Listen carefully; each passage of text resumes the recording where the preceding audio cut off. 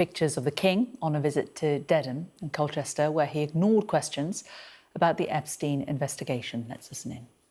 The Epstein investigation. Thank you so much for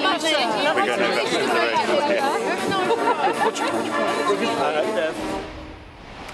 Well, let's go live to our royal correspondent, Rhiannon Mills, who is in Dedham as well. And Rhiannon, as ever on these visits, the royal family will not like the fact that they are being asked questions about something pertaining to the man formerly known as Prince Andrew.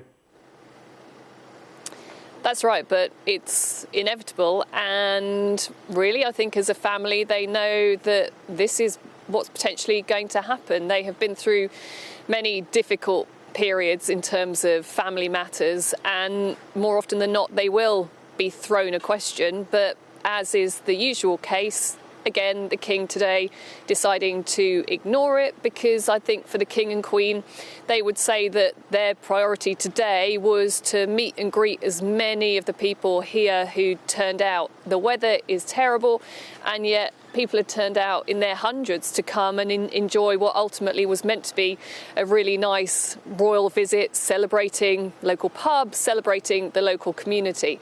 But this is the really hard thing for the royal family at the moment. I think there is no doubt a sense of relief that last year the King did take the ultimate action, stripping his brother of his titles, moving him out of Royal Lodge. And of course, we saw that actually happen this week. Andrew, now a resident of Norfolk. But those questions still continue to swirl around Andrew as we continue to see more of those files simply being released, and also people saying, well, what more could the King do? What was quite interesting for me is I spoke to a number of people who were in the crowd afterwards, a lot of them pointing to the fact that, yeah, the monarchy is an institution, but actually this is a family matter as well, and that's why it must be quite difficult for the King.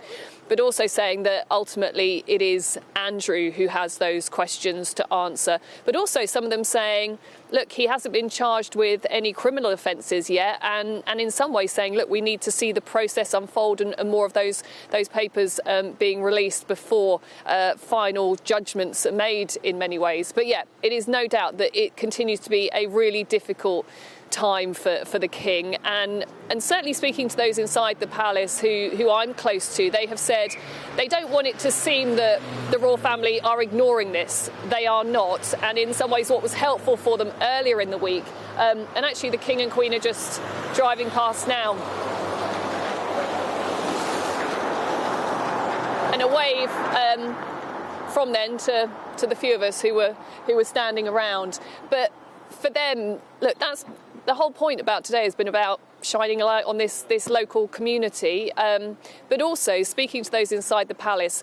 They've really wanted to underpin to me that they do not want people to think that they are completely ignoring this. They're not burying their heads in the sand. But what was helpful for them was the fact that it was Prince Edward, Andrew's younger brother, who earlier in the week during a trip to Dubai was actually bounced into answering something about the Epstein scandal, was asked, how are your family coping? And again, he brought it back, saying we must remember the victims. And also the palace continue to point me towards that statement that was released in October when Andrew was stripped of his titles, moved out of Royal Lodge, saying that the King and Queen, their utmost thoughts remain with the victims and the survivors. So yeah, it continues to be a really difficult time, full of jeopardy for the royal family. But I think what we're just going to continue to see is them eyes front, carrying on with their job as much as they can.